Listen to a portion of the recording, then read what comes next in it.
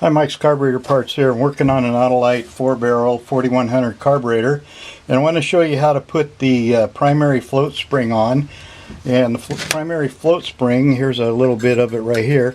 What it's for is to help keep the bounce out of the float, some of the bounce. Now it can't be too tight or it will keep the needle closed and you won't get enough fuel. See?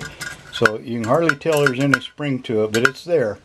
And it just helps keep the bounce out with this. When there's gas in here, it'll be a little smoother. But so rough roads, something like that, I wouldn't. You probably don't do any off-road, but you know, for rough road, that's what this is for. They used to have them on the secondary too, but they no longer make those. And quite frankly, I don't think it's necessary because you don't have the secondaries opened up all the time like you do the primary.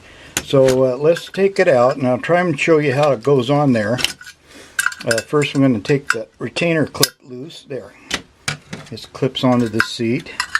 And I got the needle right here with its little metal pin here. I got to make sure I try and keep this under the camera for you. I'm trying to get a close-up. Okay, so the short end, this end right here, goes underneath the float hinge like so, and then slip it over the pin like that, just like that.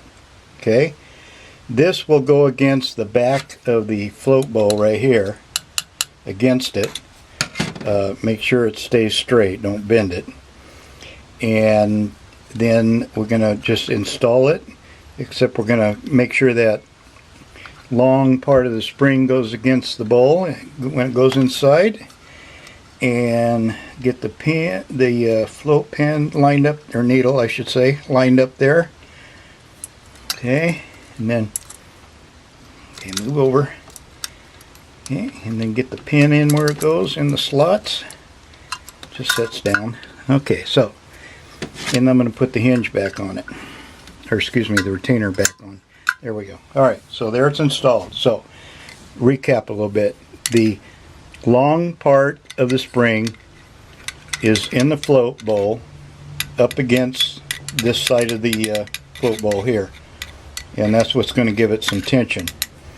The short end goes right underneath here, so as it goes down like this, it's putting more tension on the spring. Okay, and that's just going to help keep some of the bounce out of it when you're on a rough road.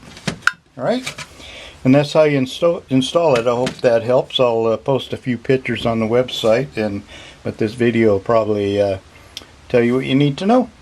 Thank you for watching.